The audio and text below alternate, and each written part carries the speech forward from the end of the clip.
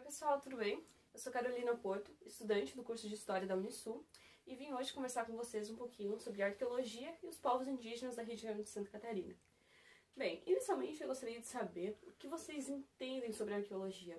Bem, certamente vocês já ouviram falar em algum desses personagens, como Indiana Jones, Lara Croft.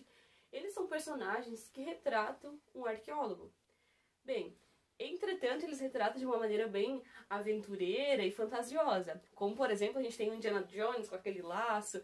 E a ideia deles nos filmes, né, nos filmes ou jogos, é apenas ir lá e retirar o artefato, retirar aqueles tesouros, né, que para eles são tesouros.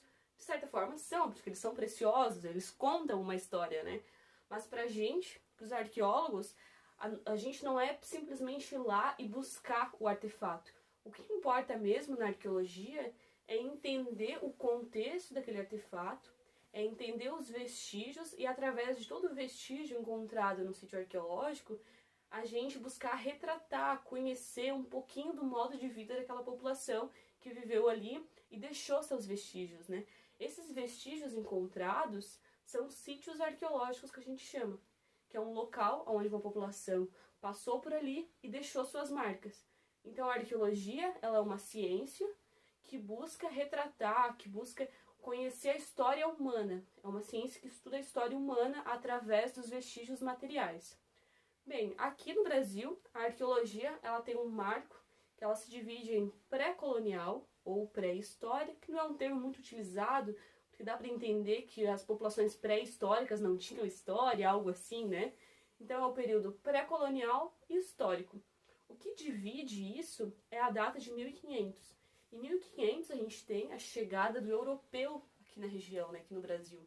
E então, com os europeus, vem a escrita. Então, antes da escrita, a gente tem um período pré-colonial, pré-chegada do colonizador. Bem, além dessa divisão dos grupos pré-coloniais e histórico, o que importa pra gente agora, nessa aula, né, é os sítios arqueológicos pré-coloniais. Então, a gente vai falar agora um pouquinho sobre eles. Os sítios pré-coloniais, a gente também tem mais uma outra divisão, que são os sítios pré-ceramistas e ceramistas. Os grupos, então, que tinham o hábito de fabricar cerâmica e utilizar elas de diversas formas, e os grupos que não utilizavam a cerâmica. Esses grupos pré-ceramistas também são os grupos mais antigos que habitaram a região. A gente vai ter, inicialmente, os grupos com datas mais antigas, os caçadores-coletores, que viviam da caça e coleta. O que a gente vai encontrar desses grupos é principalmente hábitos principalmente os vestígios, os vestígios materiais líticos em pedra. A gente encontra o lítico porque ele se preserva mais tempo no ambiente, né? Então a gente vai conseguir encontrar vestígios de habitação, tipo com fogueira, que a fogueira também preserva.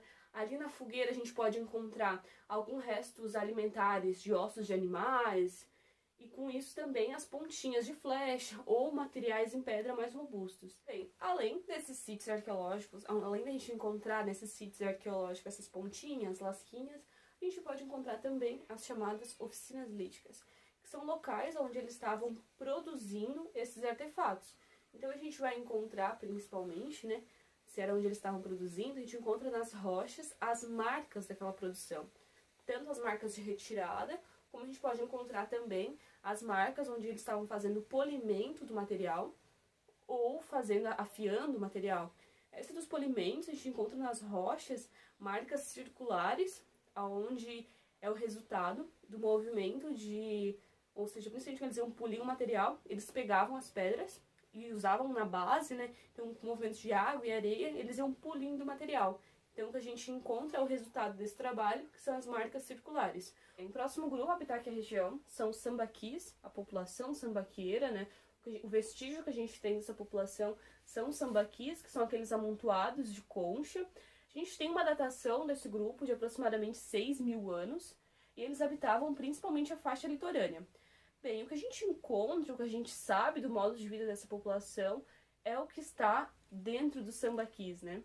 É o que se preservou com as conchas. Então ali nos sambaquis, eles são uma construção que foi feita propositalmente, não é... Hoje as pesquisas arqueológicas apontam, mostram, né, que não é apenas restos alimentares. e sim a todo um padrão cultural e uma escolha naquelas conchas, e muitas não são, nem são fechadinhas, tipo, não foi usado para alimentação, no caso, né? E bem, o que a gente vai encontrar ali são artefatos que mostram, que comprovam alguns hábitos, como por exemplo, a gente já encontrou dentro desses sítios anzol feito em osso, anzol feito em pedra, lâminas de machado, pesos de rede, que mostram essa prática tanto da pesca, como também a prática de estar caçando, coletando esses animais em volta ali, né, na parte terrestre, né. A gente chama esse grupo de caçador, pescador, coletor, desses hábitos que eles têm. E outra coisa interessante, ele é um sítio que ele tem bastante sepultamento, e muita coisa a gente descobriu dessa população com base nos ossos, como por exemplo, eles têm essa parte superior aqui mais desenvolvida, que mostra essa grande prática de estar em alto mar, remando, pescando, que mostra um pouco desse padrão, né, esse padrão modo de vida deles.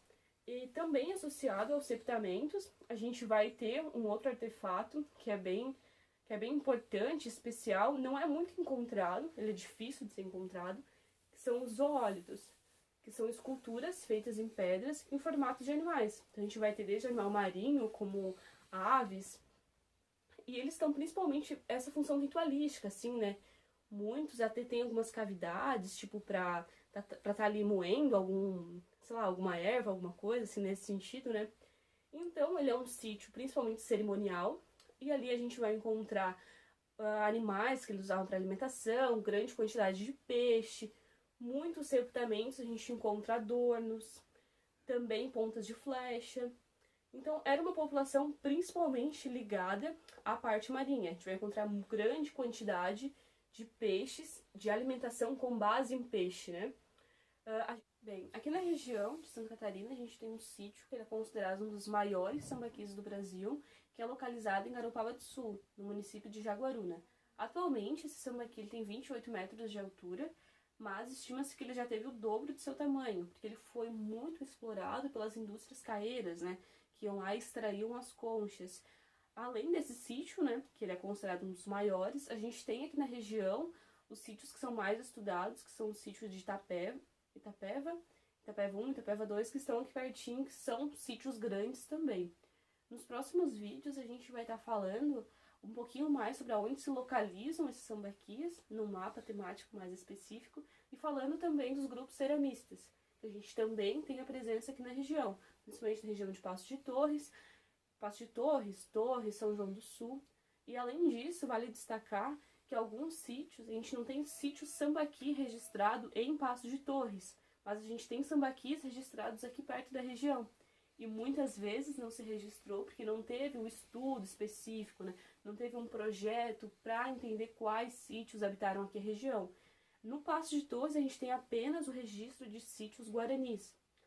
Mas, como os sambaqueiros, caçadores-coletores, grupo G, estavam habitando a região, a gente pode dizer que eles também estavam habitando aqui a região de Passo de Torres, né? Até porque antes não existia uma linha delimitando cada região. Então, nos próximos vídeos eu vou estar falando então dos grupos ceramistas e também apresentando mapas mais específicos sobre a nossa região. Então, até logo!